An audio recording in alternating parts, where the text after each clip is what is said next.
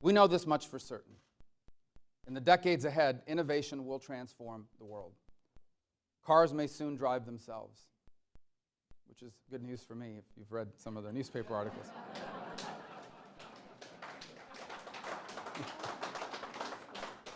Who are they going to give the red light camera to? Virtual reality, nanotechnology, robotics, and more will impact us in ways we can't yet imagine. Our devices will grow more powerful, bring new capabilities to the masses. The question is not whether innovations are coming. The question is whether America will develop and produce them, or whether our people will share in the wealth that they will help create. To build the most innovation-friendly economy in the world, we must build the most business-friendly economy in the world. Right now, we have quite nearly the exact opposite. The United States has the highest corporate tax rate in the developed world. We have a tax code that punishes American companies for competing in the global economy, and we have a regulatory system that prevents small businesses, who are the primary engines of innovation and job creation, from competing against established players. The result of this approach are in. For the first time in 35 years, we have more businesses dying than being born. In the first quarter of this year, our economy shrank for the third time since our recovery began. And over the last decade, the United States has lost $179 billion worth of domestic companies through foreign takeovers. But when I'm president, I will empower innovators rather than punish them. I will cut our corporate tax rate to be competitive with the average of 25% for developed nations.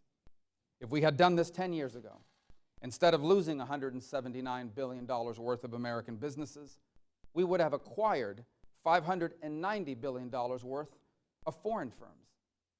I will also establish a territorial tax system. Today, when an American company earns money overseas, it is taxed in that country, in the country that they earned it in, and then again, if it's brought back to America. We are the only G8 country that levies that second tax. And the understandable impact is that many companies choose never to bring their money back home. Apple, for example, has $171 billion sitting overseas.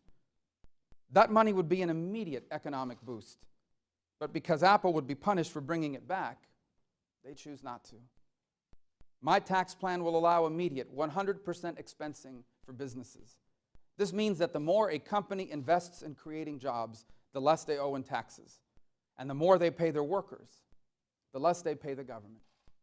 I will put a ceiling on the amount of U.S. regulations and what they can cost our economy. Just since the year 2008, federal regulations have cost us $771 billion. Many of these regulations are the result of an alliance between big business and big government. Hillary Clinton has argued that the economy is rigged in favor of wealthy interests. And she's right. But what she won't tell you is that big government is doing the rigging. And a massive regulatory apparatus inevitably becomes the instrument of those with lawyers and lobbyists necessary to influence it. Government should work to empower and to protect the private sector, not to control it.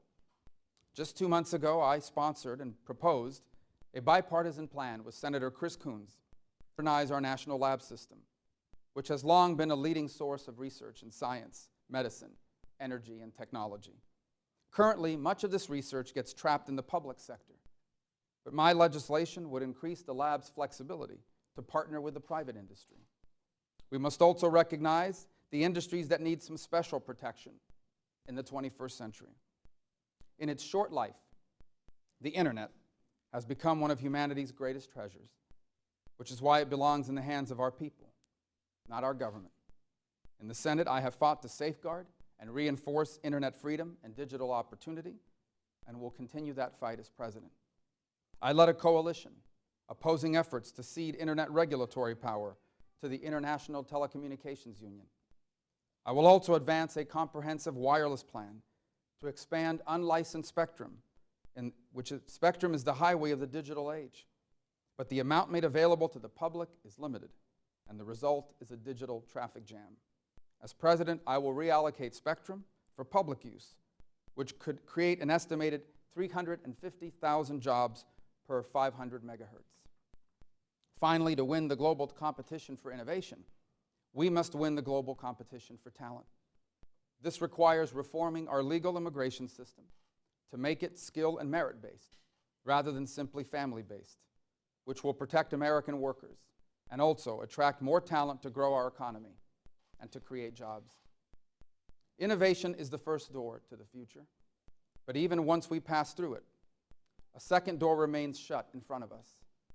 Innovation will create millionaires and even billionaires, but we must ensure it also creates a vibrant middle class, and that can only be done through the modernization of our higher education system.